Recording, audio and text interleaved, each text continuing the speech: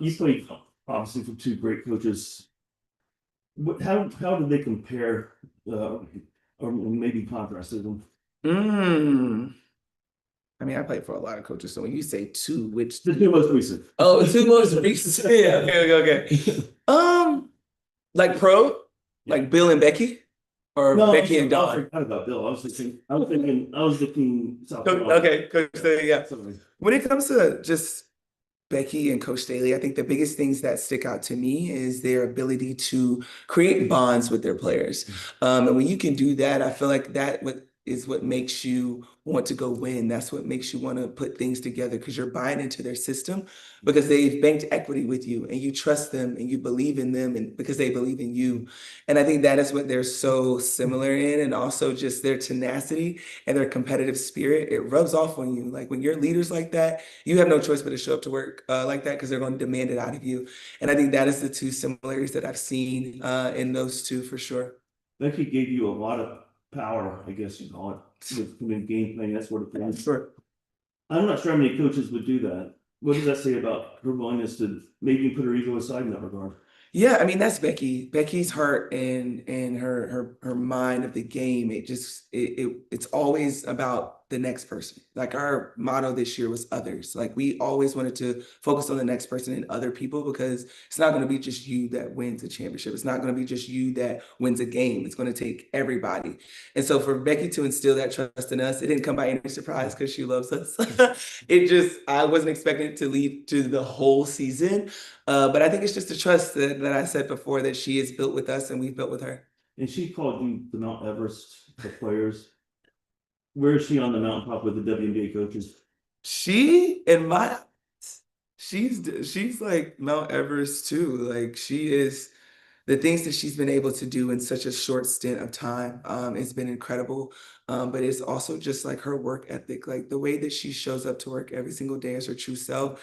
I think that is a sign of just a great coach, and the way that she can be funny with us, can relate with us, but also demand greatness out of us. She's the Mount Everest when it comes to that.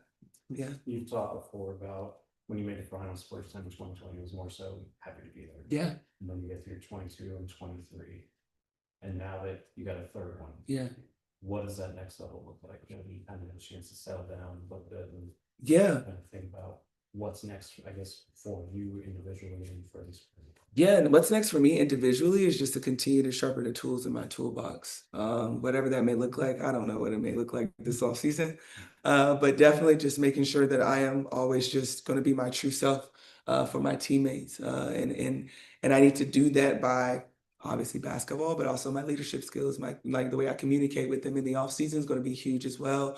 And I think just when it comes from a team as a whole, obviously we want to win more, we want to hang more banners.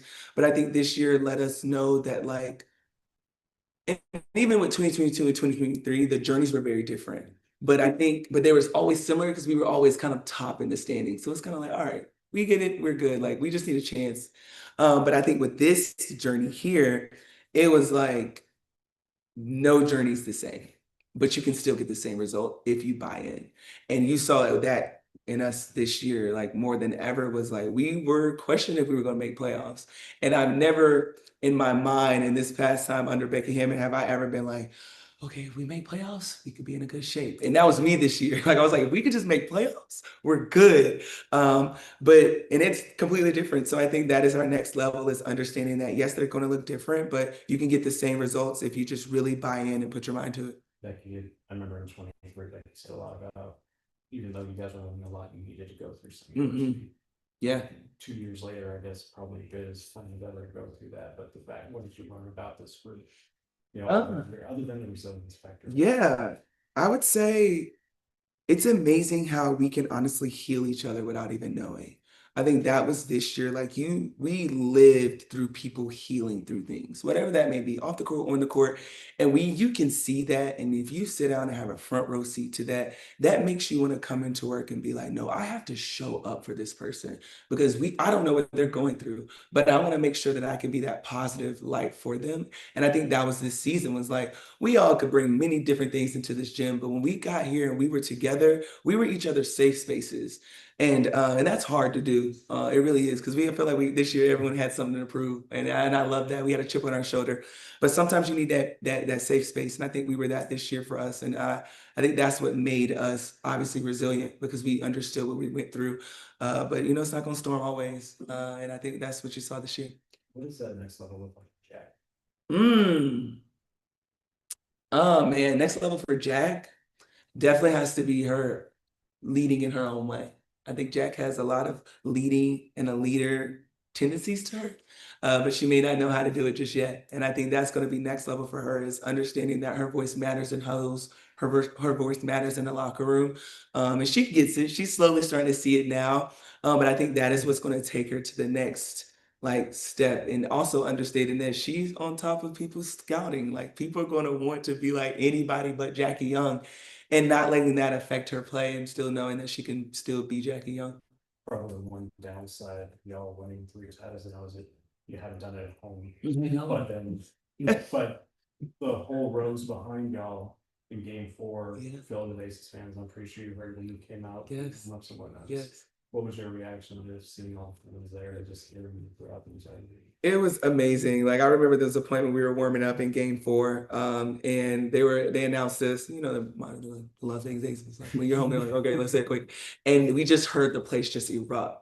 And it was so loud that like they had to turn their music up. Okay, they're like, all right, hold on. And I think it's cool when they have that, because I think it also gets the home crowd involved, because they're like, all right, hold up, not up in our house. So you have this like great balance of just like people really rooting for their team. But we have amazing fans. We have they've always stood with us through the thick and thin. Obviously this year, even though they started leaving early on some games, but it's okay.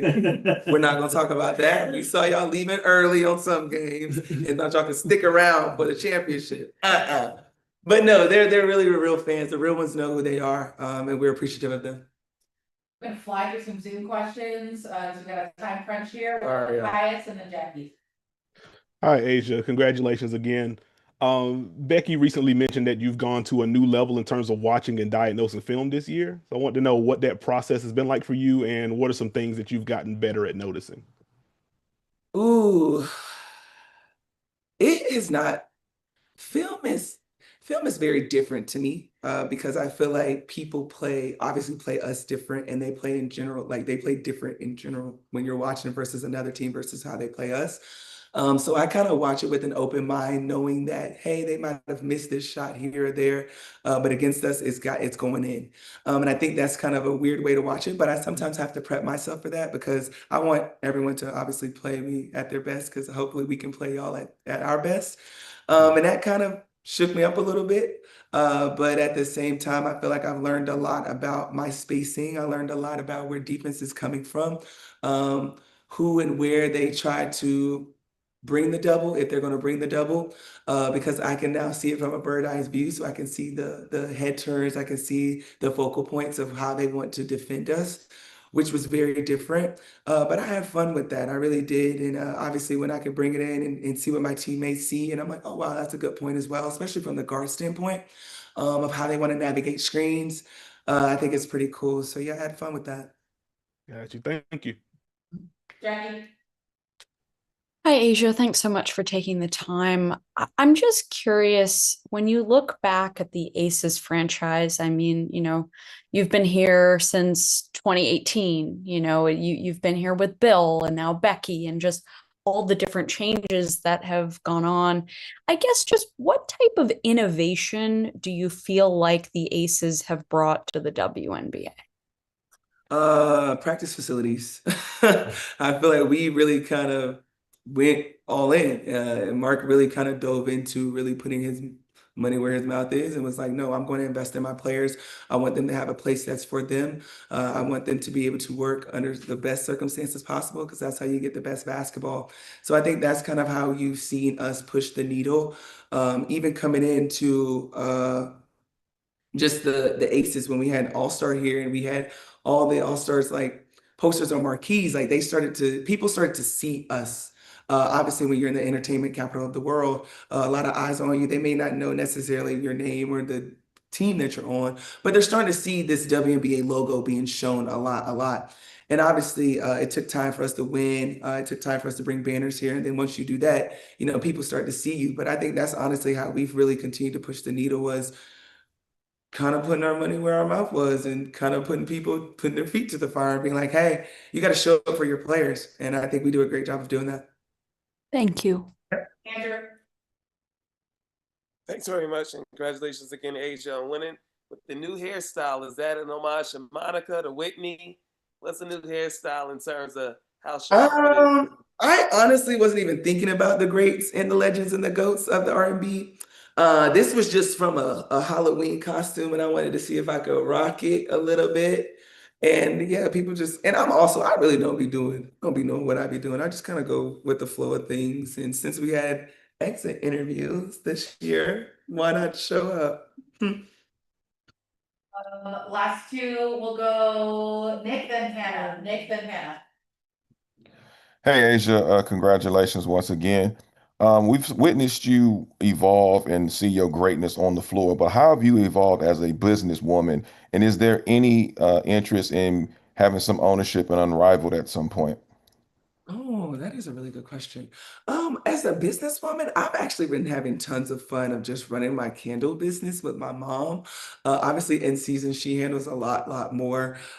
Just making sure everyone getting their candles, diffusers, room sprays. Like we went from just candles to now we're doing all different scents, and different ways that people could kind of still have the A1 scents in their house, the burnt wax scents. So I think I love being a business owner only because you get to come in contact with so many different people. But at the same time, I love it because you get to sell people something that they can't necessarily smell right away, but they kind of trust you in that. And whether it's just your verbiage of how you speak about your candle or just promoting it, it's been really fun. And obviously, all my candles have my accolades on it. So it's kind of cool to see people being like, all right, when's the other championship candle dropping? Or when's the 8-1 or 5K candle dropping? So it's been fun. We've been working really hard. And when it comes to the Unrivaled question, honestly, I had never really even given it a thought.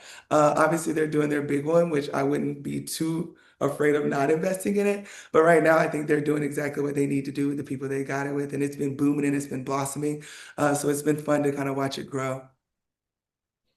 Last question, Hannah. Hi, congratulations. How are you celebrating your win? And then what do you want to do during the off season to unwind? How am I celebrating my win, girl? Nobody talks about the what your body goes through when you just stop coming to the practice facility, when you just stop playing basketball. You can catch up on some sleep. You can just kind of vibe it out. And I've been vibing it out for the last couple of days. Pretty good. And my off season looks like I will be somewhere in South Florida, chilling out the way. You deserve it. All right, Thank you. Thank you, guys. Thank you. Thanks, Asia.